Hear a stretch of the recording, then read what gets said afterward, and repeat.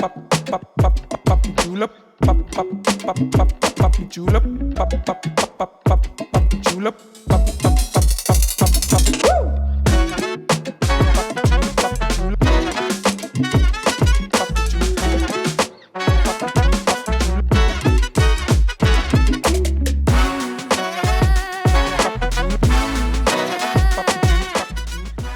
Halo netizen suara.com, kembali lagi di Ngorbit, ngobrolin bintang tamu. Bersama gua Aco, dan kali ini kita kedatangan bintang tamu yang spesial ya dari perfilman Indonesia, khususnya film horor nih. Ini adalah film horor yang sempat booming di tahun 2020, sempat eksis.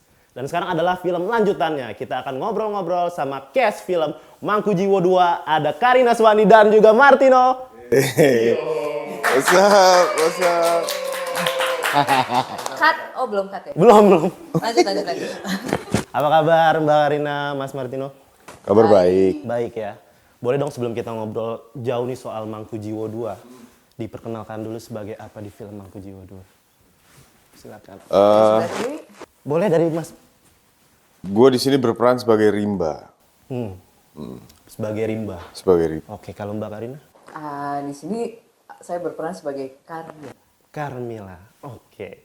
Nah, berarti Mbak Karina sama Mas Martino sebagai peran pendukung atau bagaimana? Ya, pendukung. Sebenarnya ada deg-degan juga ngobrol sama artis senior begini. Yang mana sih yang senior? Yang mana sih? Yaudah kita cut dulu aja. Oke. Kita Mau umurnya beda setahun. enggak. Iya. 3 lah kayaknya. Oke, I love you. Iya. Support ya. Wangi ya? Oke. Balik lagi ke filmnya Mangku Jiwo 2. Sebenarnya bisa diceritakan sedikit nggak sih Mbak seputar Mangku Jiwo 2 ini? Dari POV Mbak Karina. Mangku Jiwo 2. Sebenarnya sih kalau Mangku Jiwo 2 ini kan persiapannya ini mungkin aku mewakili secara keseluruhan boleh ya. Secara persiapannya itu kan memang waktu itu kita kepotong pandemi kita mau syuting, terus jadinya penulisan skenario, terus persiapan segala macam tuh mereka jadinya 1 tahun sampai benar-benar jadi skrip. Dan memang Mangku Jiwo 1 itu adalah dibilang baby-nya. Iya. Nah, baru lahirnya. Nah, ini yang kan sekarang ini adalah masa remajanya. Jadi artinya juga perkembangan daripada semua karakter, perkembangan cerita itu jadi tetap pada ciri khas Mangku Jiwo yang pertama. Cuman di sini ya gimana kalau remaja itu gimana? Gitu ya. Gejolak ya kan lagi ya gitulah kalau remaja jadi apa ya ada rebelnya, penasaran dan apanya. Jadi Mangku Jiwo yang kedua ini dari awal kita mulai reading tuh baik dari produser dan sutradara itu kayaknya mungkin saya nggak pernah ngelihat sutradara apa ya yang sebegitu ngelotoknya dengan cerita karena memang selama setahun dia selalu bergabung dengan sang penulis dan produser untuk membahas tentang cerita ini. Kenapa? Karena harapannya adalah di Mangku Jiwo 2 ini nantinya itu artinya kalau orang nggak nonton Mangku Jiwo 1 mereka sah untuk nonton langsung ke Mangku Jiwo 2. Oke. Tapi memang banyak yang masih ingin melihat yang pertama kan biasa kalau nonton film pasti pengen tahu yang pertama. Iya. Jadi mereka gimana caranya mereka mencoba untuk meramu supaya di Mangku Jiwo 2 ini ada hubungan dengan yang Kuntilanak Julia Estelle dulu itu satu sama orang kalau nonton yang kedua nih nggak nonton yang ke satu masih bisa ngikutin gitu. Jadi mungkin tingkat kesulitannya mungkin di situ ya bagi penulis dan sutradara. Di Mangku Jiwo 2 ini. Iya, dan mereka janji tuh dari awal ya, ini eskalasinya akan 10 kali lipat dari yang pertama. Pada saat kita baca skrip sih, memang iya sih kalau kebetulan aku udah ikut yang dari yang pertama, aku bisa ngerasakan ini emang wajar dibilang eskalasinya naik 10 kali lipat. Menurut aku, tapi kalau penonton nanti ya. Nah, tapi kan Mbak Karina bilang kalau sebenarnya kita nggak harus nonton film yang pertama, Mangku Jiwo yang pertama kan. Dari Mangku Jiwo 2 ini juga udah bisa terangkum lah sebagian ya dari Mangku Jiwo 1. Nah, kalau dari Mas Martino kan nggak main di Mangku Jiwo 1. Enggak. Itu gimana tuh, Mas? Dari POV Mas melihat Mangku Jiwo 2 ini. Apakah sama seperti Mbak Karina yang dibilang kalau Mangku Jiwo yang pertama itu adalah baby, yang kedua adalah masa remajanya, teenagernya? Jujur gue belum nonton yang pertama juga. Jadi pas gue ngikutin, gue baca ceritanya, emang udah berat di yang kedua dan ada beberapa dialog yang menjelaskan tentang Mangku Jiwo yang pertama gitu di skrip Mangku Jiwo 2 gitu. Dan pas gue ngejalanin proses syutingnya juga nggak berat cuman nggak ngejelimet gitu. Gimana sih? Oh ini clear ya? iya, oh ini nyambungnya di sini, ini nyambungnya di sini, ini nyambungnya di sini. Jelas. Jelas ya. Oke, tadi sempat disebut juga nih sama Mbak Karina kalau sebenarnya Mangku Jiwo ini dari yang sebelumnya, film sebelumnya, besutan sebelumnya yang Kuntilanak Universe itu lah ya. Kalau dari film 2010-nya kan ada juga tuh ya. Iya, itu masih ada kaitannya. Nah, nanti di sini akan ada. Nah, itu dia berarti buat Apanya tuh nanti lihat deh, pasti kaget. oh, gitu itu dia. Kalau nonton Ini bukan horor kaget-kagetan aja, tapi ada kaget yang lain juga. gitu ya. Nyambung sama sejarahnya gitu ya. Ada, iya. Oke. Karena itu kan selalu dipertanyakan ya. Iya, benar-benar. Itu jadi pertanyaan, makanya mereka mencoba mengakomodir itu. Ya kita kan kadang penonton nih suka film yang continuity gitu ya. Ada kelanjutannya gitu. Dan ternyata menjawab di sini. Jatuhnya prequel. Prequel. Jadi ya ibarat film science fiction itu kayak Star Wars lah. Oh iya. Yang pertama keluar itu endingnya. Ditarik belakang yang berikutnya itu sebelumnya. Kayak Insidious juga seperti itu ya. Oke. Oke kalau itu. Nah kalau Mangku Jiwo ini kan identik dengan budaya. Benar kan? Ada unsur-unsur sejarah juga mungkin di situ. Mainnya ini kan di 3 tempat kan? 4. 4 kota. Apa aja? Ada Jogja, Solo, Ambarawa, Semarang. Nah itu selama proses syutingnya berapa lama? 24 hari. 24 hari. 24 hari? Nggak ngitung, itu nggak ngitung pindah kotanya ya. Oh oke, berarti pas syutingnya aja ya? Shooting days-nya. Shooting days-nya. Gokil ya, film horor yang begini nih sebenarnya Mangku Jiwo ini. Nah kalau dari katanya tahu nggak sih sebenarnya Mangku Jiwo ini secara apa ya istilahnya epistemologi Mangku Jiwo itu apa artinya? Mangku ya ketua, pemegang, pengayom, jiwo ya jiwa. Mangku jiwa gitu. Pemangku jiwa berarti. Mangku Jiwa. Ini kalau dalam filmnya kan kayak sekte gitu ya. Iya kan? Iya. Kayak sekte. Adakah itu di Indonesia? Sebetulnya kan kalau Mangku Jiwo ini kebetulan kan Mas Dirmawan juga menulisnya itu boleh dibilang kan Indonesia juga punya sejarah kelam dulunya. Ini kan settingnya di tahun 70-an. Jadi sebelum itu kan kita tahu mungkin kamu dulu ngalamin nggak kalau di sekolah harus nonton G30 SPKI misalkan gitu. Aduh, kayaknya belum itu. Aduh, aku jadi belum. gak enak. tapi denger itu ada pelajaran itu, maksudnya suruh nonton. Hah? Baru brojol emang. Jangan-jangan nggak sekolah nih. Enggak, tapi tahu. Sorry, bercanda. Ya kan kalau di zaman aku tuh masih menjadi satu kewajiban untuk itu gitu. Dan itu kan memang sampai sekarang sih kalau saya pribadi, saya juga nggak tahu apa yang sebenarnya terjadi di tahun itu, di yang dibilang kejadian peristiwa itu gitu.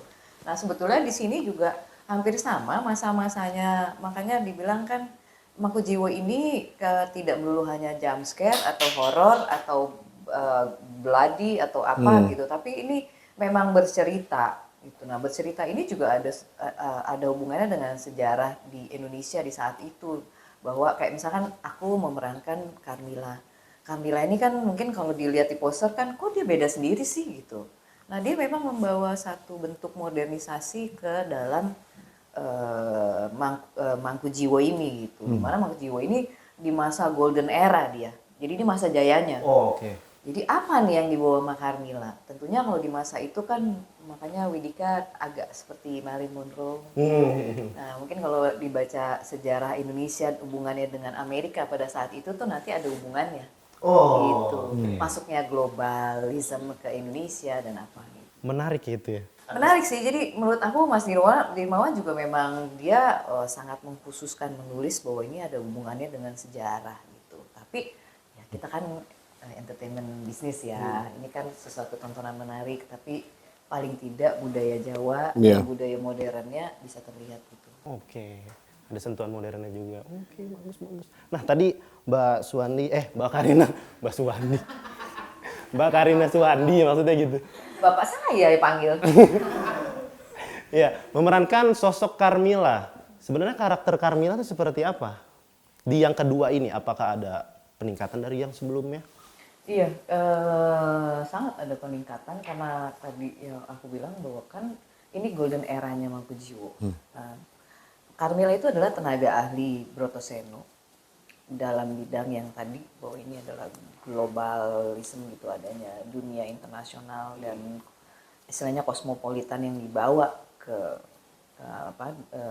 Brotoseno gitu yang diperankan oleh Mas Jiwo, dan ada lagi tenaga ahli satunya adalah yang bersifat lebih mistis atau klinik lah gitu ya, itu adalah Mbak Jenar. Jadi ini dua karakter yang berbeda tapi sebetulnya ada sifat yang sedikit sama gitu, mereka berdua. Jadi kita sebagai tenaga ahli istilahnya. Spesialisnya gitu ya. Nah itu spesialisnya apa nanti? Itu ya, oke. Dibuat penasaran dulu kita. Oh iya bisa. Iya, bener. lanjut. Bisa emang. Dibuat penasaran dulu dari tadi kita nih. Nggak dapet nih ya. Kali ada bocoran kan. Nah kalau buat Mas Martino. Ya. Karakter Imba itu seperti apa ya? Karakter Imba itu dia itu pencari kebenaran. Karena dia kehilangan masa kecilnya dan dia kehilangan sosok di dalam hidupnya yang seharusnya ada di saat dia bertumbuh dewasa, tapi itu hilang. Terus habis itu dia sekarang mencari kemana dia sebenarnya, apa yang terjadi. Nah, itulah. Jeng jeng. Wow. Dari tadi masih begitu juga. Nggak apa-apa. Iya sabar ya. Nah kalau pas pertama kali reading, yang dirasakan sama Mbak Karina nih seperti apa melihat skripnya itu? Yang kedua. Kalau lihat skripnya sih wow gitu ya, WOW deh pokoknya. Lagi. Rasanya fantastis gitu, rasanya aku nggak tahu nanti kalau penonton ya. Cuman lebih kepada seneng sih ketemu lagi gitu, karena dengan kesibukan masing-masing terus rasanya, oke nih kita kayak udah punya energi yang dulu ada lagi, nah tinggal kita poles-poles lagi aja gitu. Terus seneng karena ada karakter-karakter baru dalam film ini kan. Iya. Terus semuanya asik-asik gitu kan. Kita kalau film tuh harus bisa kerja tim ya. Kerja tim ya. Ya sama. Ya sama yang enak, suasana juga enak gitu di antara pemain, itu buat kita penting sih. Kita kayak lihat Yayas juga dari dia belum punya pacar sampai punya pacar tuh kayaknya ya Samin Yasem kan gitu ya yang jadi Uma, jadi kayak kita lihat perkembangannya dia gitu. Terus kan asik sama Mas Jiwo ya, sama semua pemain tuh inilah sesuatu lah. Oke. Nah kalau Mas Martino pas reading gimana? Pas reading sama aja sih. Sama aja. Nggak maksudnya gue ambil nih gitu. Ya, kan kalau udah keterima nggak mungkin gue ambil nih. Gitu. Oh gitu ya. Nggak pakai mikir. Salah ya jadinya ya. Nah gimana perasaannya main film horor Mas Martino? Kalau Mbak Karina kan udah sering nih 3 tahun ke Gua belakang. juga, enak aja. 3 tahun ke belakang dilihat ada. Enggak ya? Enggak. Wah. Iya warkop, iya pasti. Ya, gimana Mas Martino? Apa ya? Banyak ketawanya sih kita di sini. Kan film horor ya. Kan film horor. Gimana ini? Lucu loh. Lucu loh kayak Oh, gitu gitu ya. ketawanya. Dan menurut gua ya karena kita semua sadar bahwa emang draining kalau setiap kali syuting horor itu. Kenapa? Karena kan base dari emosi roh dari film horor kan fear ya, ketakutan kan. Ketakutan. Dan itu emang resonate di emosi-emosi yang frekuensi rendah gitu kan. Nah tapi buat gue, kita semua paham itu. Oke, caranya gimana supaya kita nggak supaya kita nggak kecapean dan cepet draining energinya, ya banyakin bercanda. Kalau misalnya nggak banyakin bercanda, kita udah habis. Iya. Udah Capek, ya. baru setengah hari Bercanda udah sama gitu. Tidur. Bercanda sama tidur. Iya, tidur penting ya. Kayak Mas Kiki tuh, Kiki Narendra tuh kocak banget. Ada satu jokesnya dia yang selalu gue inget dan lumayan bikin gue conflicted dalam arti kata, yang dia cengin kan senior gitu kan. Aktor apa yang lucu gitu, ya kan? Aktor apa yang lucu di depan aktornya, Yayu Unyu, ya. Padahal kan di sini kan ada Mas Yayu Unru ya, mana dipleset. Terus Mas, gue boleh ketawa nggak? Tapi ini lucu, tapi enggak deh ini. Segen deh. Iya. Tapi ada pengen main film lain juga, nyobain genre lain mungkin Mas Martino? Nggak. Belum. Belum ya? Belum. Udah semua sih kayak gitu ya. Aku dikit. Enggak. Dua dulu. Aktor terbaik FFI. Ya, nggak tahu lah. 2022. Amin, kata mereka, bukan kata gue. Gue mau masih belajar. Selalu merendah orang-orang, kenapa ya? Kalau Mbak Karina? Apa tuh? Itu apa tadi? Horor ya? Horor. Iya, mau main film genre lain nggak selain horor? Apa aja lah, pokoknya kan gitu ya. Pada saat tiba-tiba karakter ini pas, nggak tahu deh. Emang kayak udah dipertemukan aja biasanya. Jadi nggak pernah memilih yang aku mau harus ini.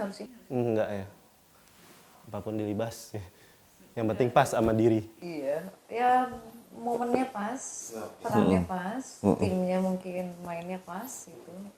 Soalnya kan kerjanya lama ya, jadi harus nyaman gitu.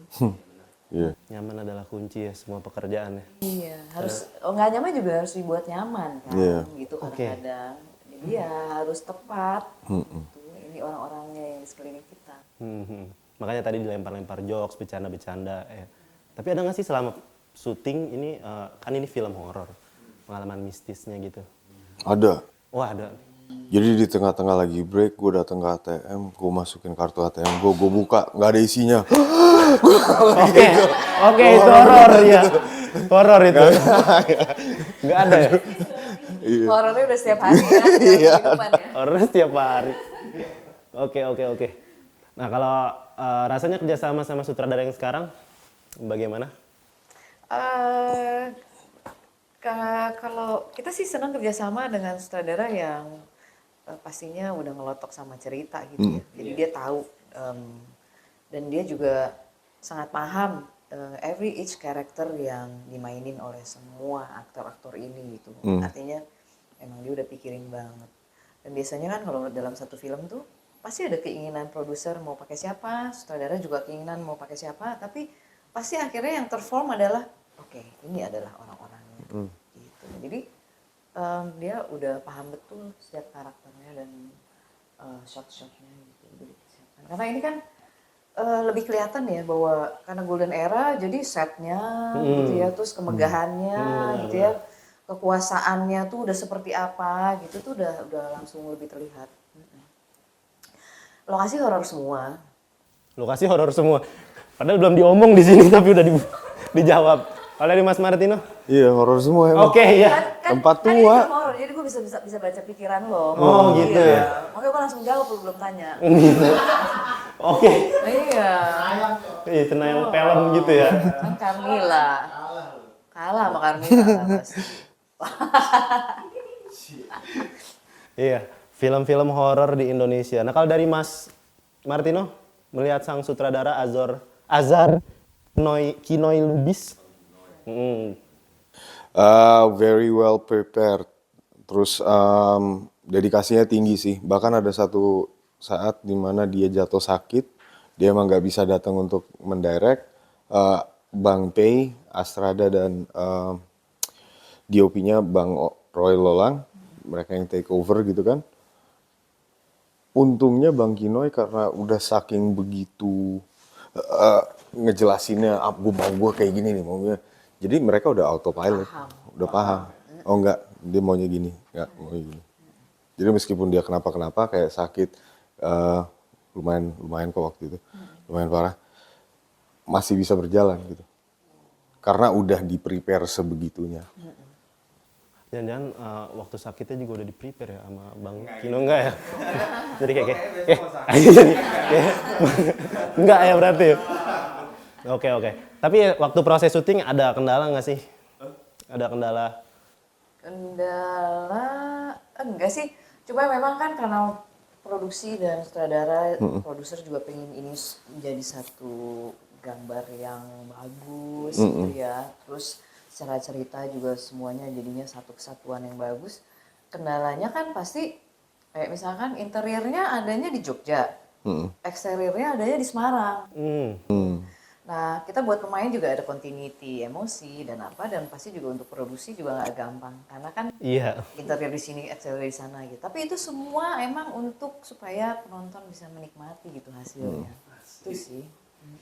Bahkan ada satu, Iya asli. Beda emang kalau udah lama di ini apa dunia film gitu ya. ngejaga continuity-nya itu loh. Jaga continuity. Kadang-kadang nih misalnya kita bikin satu adegan, gerbangnya di Kuningan, halaman depannya di Menteng, ruang tamunya, syutingnya beda hari, ruang tamunya beda tempat lagi. Tapi itu satu kesatuan, gitu. Dan moodnya gimana? Iya sih emang. Beda jamnya beda moodnya ya. Itu retake nggak sih Mas begitu? Enggak lah ya. Kalau mereka sih karena udah diperhitungkan ininya, pokoknya kalau udah oke ya udah gitu. Kalau scene yang paling mengesankan selama main film nih Mangku Jiwo 2, ada nggak scene yang mengesankannya? Semuanya dong. Wow. Kalau Mas Martino? Berkesan banget. Oke semuanya. Sulit ini dikuliknya ya ampun. Iya. Oke. Nah, melihat cast lain seperti apa? Kalau Mbak Karina? Kita sih udah bonding banget. Iya, udah bonding banget sama semua cast. Jadi enjoy aja ya. Banget. Ada gitu kayak, iya sempat baca juga Mas Martino nih sosok yang lumayan berpengaruh bagi si pemeran utama. Uma, iya. Oh iya. Itu bisa diceritain kenapa bisa jadi sosok yang paling berpengaruh gitu? Sebenarnya kalau mau lebih jelas dan lebih detail, ceritanya tuh nanti nonton aja 26 Januari Iya gitu lagi. 2023. Susah nih ya. Iya. Kalau susah nih, bingung nih gua nih. Closing aja kali ya, tutup aja dah.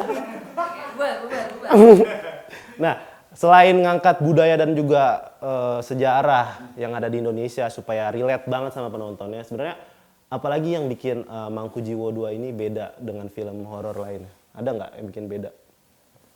Yang bikin beda, Ya, dari Mas Martino. yang bikin beda apa ya?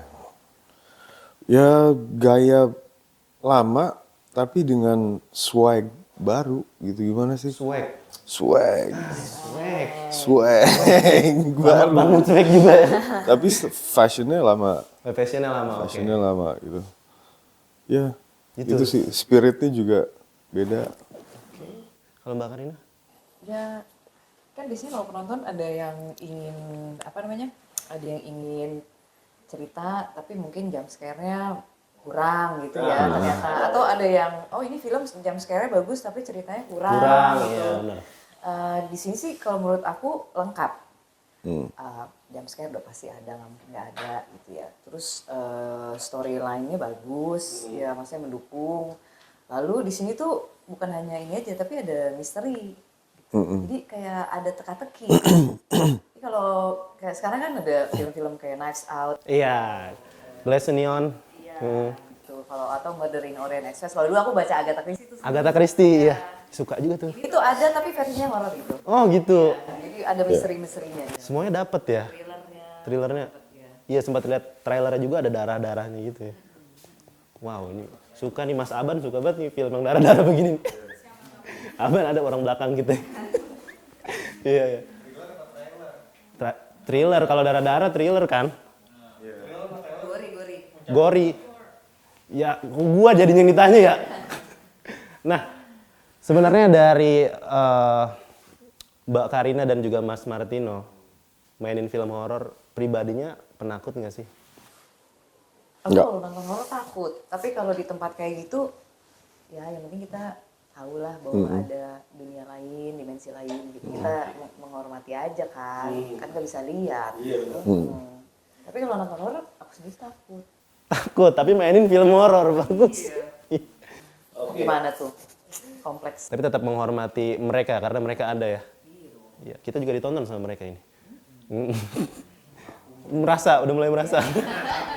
Mas Martino tadi bilang nggak takut. Enggak. Iyalah, kita sebagai laki harusnya nggak takut. Enggak, tapi enggak takut tapi menghormati. Oh iya. Iya benar-benar. Enggak yang petantang-petenteng nantangin gitu, enggak. Di situ ada, masa sih? Oh ya merinding situ ah. Enggak ya. Paling gitu. Kalau kan main sama ini juga nih, salah satu orang yang filsuf banget lah, Sujiwo Tejo.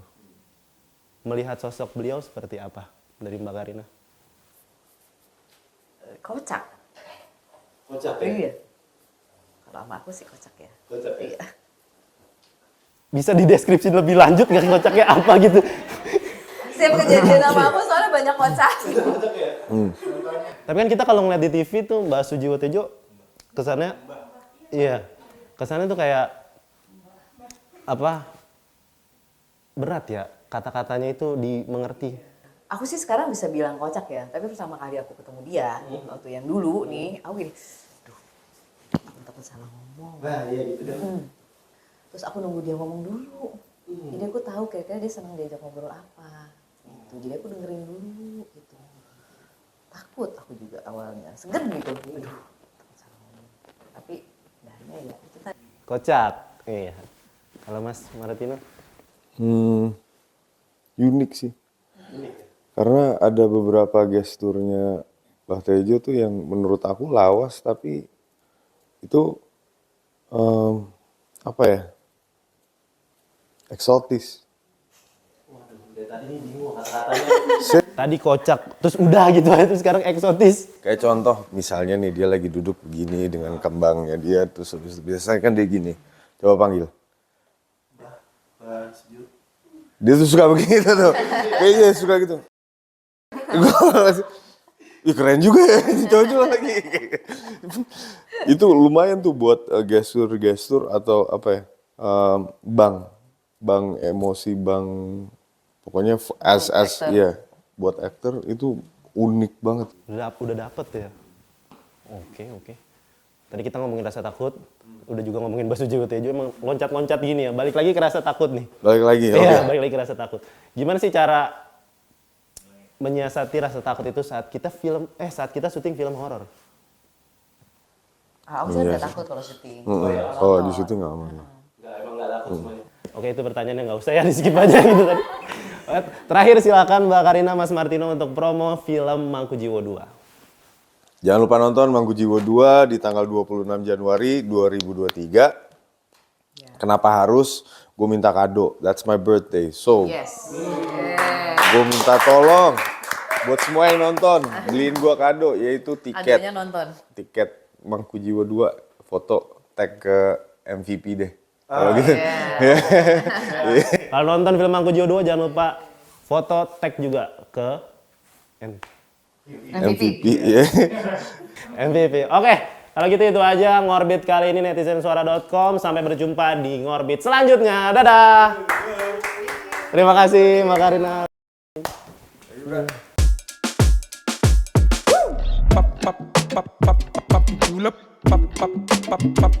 Julep,